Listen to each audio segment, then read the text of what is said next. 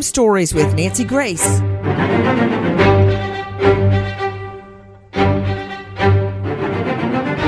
Finally, the probable cause affidavit for the suspect in the brutal slayings of 4 beautiful young Idaho University students has been unsealed. And what a bombshell! From DNA to cell phone records, it goes on and on. Police now believe and reveal that they say Brian Koberger stalked the 4 victims all the way back until June, watching them at odd hours late in the night and early in the morning hours, very similar to the times the murders took place. I'm Nancy Grace. This is Crime Stories. Thank you for being with us here at Fox Nation and Sirius XM 111. This probable cause affidavit has also spun out more questions than answers. For instance, take a listen to our friends at King 5. The first thing coming out of this is that one of the surviving roommates in that home tells investigators she was woken up by the sound of crying and saw a masked man dressed in black walk right by her. Another big takeaway is that investigators say DNA was found on a knife sheath found at the crime scene. A small piece of DNA was found on there, and then DNA taken from Koberger's family home in Pennsylvania was matched to that knife sheath, they say, with more than 99.9% accuracy. 99.9998% accuracy, excluding all other possibilities that DNA came from anyone other than the killer's biological father. Again, thank you for being with us here at Crime Stories. We've got an all-star panel to make sense of what we are learning now from a bombshell document. But first, I want to go to a very special guest joining us, Laura Ingle, senior correspondent, Fox News. You can find her on Twitter at Laura Ingle. Laura, thank you so much for joining us. What we were just playing from King 5 really lets the cat out of a bag regarding one of the roommates, Dylan, one of the roommates that lived. Do you see the, let me just say, inconsistency in her statement? Not that she's inconsistent, but it's inconsistent with what we think we know. All right? Because we've been led to believe that she and another roommate lived on the bottom floor with 2 roommates on the second floor, other room on the third floor. But if she is on the bottom floor, Laura Ingle, then how did she see the perp dressed all in black, 5'10" or taller, bushy eyebrows, face over nose and mouth, athletic? How did she see him go out the sliding glass door if she's on the bottom floor? You're right. I mean, this probable cause affidavit gives us these new chilling details of these ambush murders. I mean, things that answers a lot of questions and leaves a lot unanswered still. So the person identified in the probable cause affidavit, only identified as DM, that we realize is one of the surviving roommates, Dylan Mortensen, describes 3 times in that night. Remember, police originally told us that the 2 surviving roommates slept through it all. And, you know, the 911 call didn't come till just before noon that day, that there was an unconscious person at the residence. But now we see that this surviving roommate came in contact, but saw the suspect in the house, but first heard a noise thinking that it was maybe Kaylee playing with her dog, then heard what sounded like crying. She opened her door 3 times, and on that 3rd time, she says that she saw a suspect dressed head to toe in black, wearing a mask, only revealing bushy eyebrows, walk right by her, and then exit through the kitchen to the sliding glass door and exit. That only makes sense if she came upstairs from the ground floor, which is where we heard she was sleeping, or there's another bedroom that we maybe didn't know about, that she was on that 2nd floor. That's a huge question going along with if she encounters this person at between 4 and 4:30 a.m., why a 911 call was not made until nearly noon. But my question, Nancy, is this. Remember, the call was, there's an unconscious person. Did the other roommate, did she pass out? Did she go into hiding? Was she in that frozen state of shock that she said that's what she stood there in shock when she saw the person? You could only imagine how terrifying that would have been.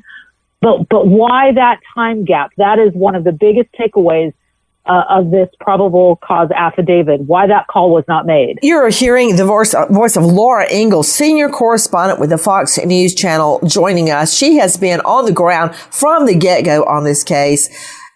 Laura, if you would you go through, and to me right now, this is the main fly in the ointment after hearing about, reading that probable cause affidavit. Would you explain everything you know to this juncture about what the roommate, Dylan Morganson, said? And we learned this from probable cause. And remember, there may be a lot more, and there may be a very easy explanation about what we're talking about to answer this question. Was she sleeping on the second floor? Was she somewhere other than the bottom floor? Why didn't she call 911 immediately? Did the defendant see her? There's no indication that he did. So many questions, but remember, a probable cause affidavit is literally, think of a skeleton. What all it's missing. The eyes, the eyebrows, the skin, the face, the hair, everything. It's a bare bones outline for a judge, just enough evidence so the judge will sign an arrest warrant. Okay? They don't give the judge the whole file that explains everything. They give a bare bones affidavit. They get that warrant and bam, they go make the arrest. But for everybody else, I want to hear Laura Ingalls explain what we know right now about DM. That's how she's referred to in the PC affidavit, Dylan Morganson. What exactly did she say, Laura Ingalls? She told police, and one other nugget here that I didn't know either, and I don't think anybody did, is that Xana Kernodle received a DoorDash order at the residence at approximately 4 a.m. That is new. And that she was awake, according to her phone records, at approximately 4:12, because her phone, Xana Kernodle, who lived on the second floor, was likely awake using the TikTok app at approximately 4:12. Okay, whoa. Laura Ingalls, you got me drinking from the fire hydrant. Again, too much, too fast. Because I want to cross-reference something. His car, a white Elantra, was spotted by other surveillance video in the King Road area between 3:29 and 4:20. Videos from the King Road area that night. Or is it 4 to 4:25? Actually, I think it's both. So what we're hearing right now about the DoorDash and the TikToks fit in perfectly with the surveillance video from the King Road area. You just have to lay on one layer after the next to build this case. Okay, back to Laura Ingalls. All right. Slow it down, lady. Tell me again everything we know about roommate DM. So when we go to page 4 of the probable cause affidavit, DM stated that she originally went to sleep in her bedroom on the southeast side of the second floor. DM stated she woke up at approximately 4 a.m. by what she stated sounded like Then Calvis playing with her dog in one of the upstairs bedrooms, which was located on the third floor. And that is what I'm referencing. That is the first time I have seen or heard that her bedroom was on the second floor. Or wait a minute, could she have just been sleeping there on a sofa? Sure. But it says in the affidavit, she stated she originally went to sleep in her bedroom on the southeast side of the second floor. Yeah, That's what it says on page 4 at the top. DM stated she was awoken at 4 a.m. She thought she heard Kaylee playing with her dog upstairs on the third floor. A short time later, DM said she heard who she thought was Gonzalez say something to the effect of, quote, "There's someone here." A review of the records obtained from a forensic download of Xana Kernodle's phone showed this also could have been Kernodle, as her cellular phone indicated she was likely awake and using the TikTok app at approximately 4:12. So I'm not sure if they're saying that that voice could have been, there's someone here coming from her phone. Nonetheless, that is what she heard. And then she states to police that she looked out of her bedroom but did not see anything when she heard the comment about someone being in the house. She stated she opened her door for a second time when she heard what she thought was crying coming from Kernodle's room. She said she heard a male voice saying something to the effect of, quote, "It's okay, I'm going to help you," end quote. Then, at approximately 4:17, a security camera located on King Road, which is immediately to the northwest of 1112 King Road, picked up a distorted audio of what sounded like voices or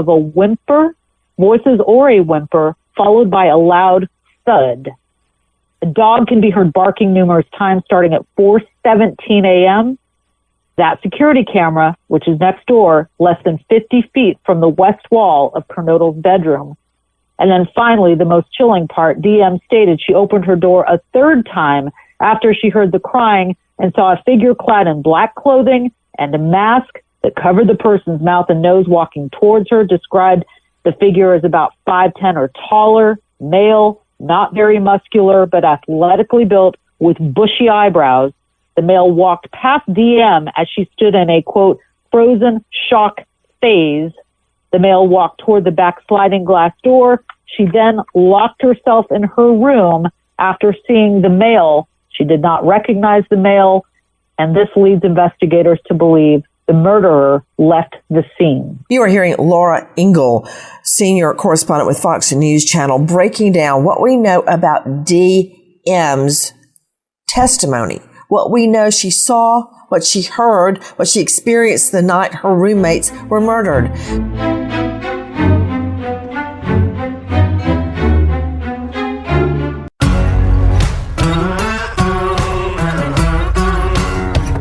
Crime Stories with Nancy Grace. Straight out to Cheryl McCollum joining us, founder and director of the Cold Case Research Institute. You can find her at coldcasecrimes.org. Cheryl, what do you make of it? It sounds like to me that the murder started on the third floor, which is really curious to me because if you've got DoorDash coming at 4, she's on TikTok at 4:12 on the second floor. Do me a favor, use proper names so we all know she who. Go ahead, start over, please. Okay. Well, again, if you've got Dylan hearing dogs barking, hearing the crying, having this strange person talking to her between 4:12 and 4:17, and then you've got the car that we all knew to look for, the white Elantra at 4:20, leaving at a high rate of speed. It sounds to me like Dylan at 4 o'clock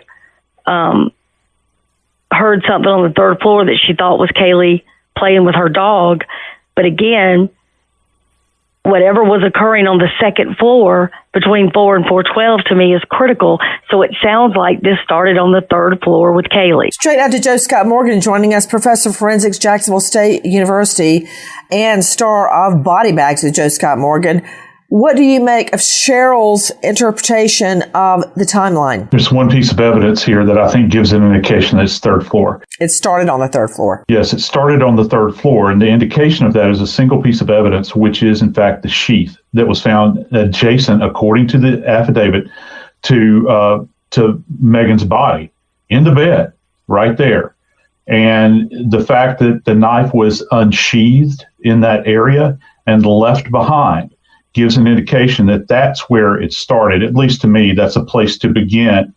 And then after it was done, these homicides were committed on the third floor. The progression goes down to the second floor, where Ethan and Zena were. Guys, I'm just trying to take in everything that happened to these young people that night.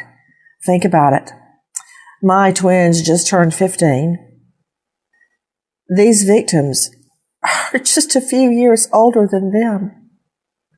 In their beds. No idea what was to befall them. And now we hear Brian Kohberger had been around them on their perimeter over and over and over, watching them, stalking them. In the last hours, Kohberger in court. Take a listen to our cut 245, King 5. Brian Kohberger was in court. He was in an orange jumpsuit, but was not in any type of handcuffs or shackles that we could see. He just said a few brief words responding to judges' questions. And here's what came out of this morning's court appearance. He was formally charged with 4 counts of murder, 1 count of burglary. But the big takeaway is that due to Idaho law, once he makes that appearance in court, the probable cause documents are then made public. That's essentially a paper that's written by law enforcement laying out their case as to why they believe this is their man in this murder investigation. Straight out to a special guest joining us in addition to Laura Ingle from Fox News. CeCe Moore is with us. And to the rest of the panel, I'm getting to you as quickly as I can, but please jump in when you have a thought. CeCe Moore is, well, she's brilliant. She's chief genetic genealogist at Parabon Nanolabs. CeCe, I want you to address this. The first time I used a statistic like this in court with DNA trying to prove a case, it's, an astronomical, a fantastical number. But the number is, and this is what we know, and anybody on the panel can backtrack on this after CeCe answers. We know that team that was watching Kohberger as he crisscross the country to go back home, 2,500 miles from Idaho to the Poconos with his dad in the Elantra in question. They had 2 tasks. 1, to keep eyes on Kohberger. So the moment that arrest warrant issued, they could effect an arrest when the time was right. This is what was called a highly at-risk arrest. It's called a dynamic entry, when the person you're going to arrest could really do anything. You got to be ready. Keep eyes on him and to secure DNA. Okay? And this is how they did it. We learned from the affidavit. They watched Brian Kohberger at his parents' Pennsylvania home. They saw him leave the home. Did you know this, Jack and Sid? They see him leave the home around 4 a.m. in the dark of the night, taking out the trash. Now, I took out the trash this morning at 5 a.m., but that's just me. But here's the kicker. I didn't put it in the neighbor's in their dumpster. He did. He took the family trash to the neighbors and put the trash in their trash can. He also put some in their own trash can later. So why would he do that? Well, of course, they went right over there and got it out. And guess what, CeCe Moore?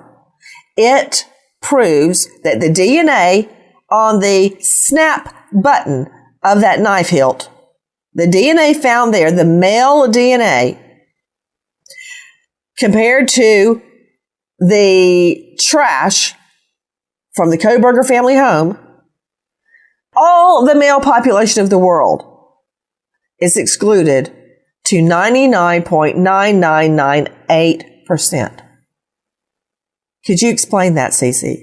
Yes. So these are numbers, as you know, that we see in court. This is court admissible evidence, but it is also what we see in traditional paternity tests. So anytime someone is taking a paternity test, they're doing the exact same type of comparison that they did here. And those are the numbers that are court admissible in those cases as well, when you're trying to establish paternity. But that is not the final step. Once they have gotten that DNA to that crime lab, realized, okay, this is a male DNA, but it's not our suspect. This is the father of our suspect. The next step would be, after they get that warrant for arrest and they get Brian in custody, they want to get his DNA directly from him. That is going to be the final step of the DNA testing and evidence. And once they get that exact match from Brian, they're going to have numbers similar to what they quoted for that paternity test certainty. And then that will be set aside. So we're seeing multiple steps of the DNA testing here, getting closer and closer, and the noose is tightening. CeCe Moore, you're the brilliant genetic genealogist. There's got to be a better way to say it than I said it.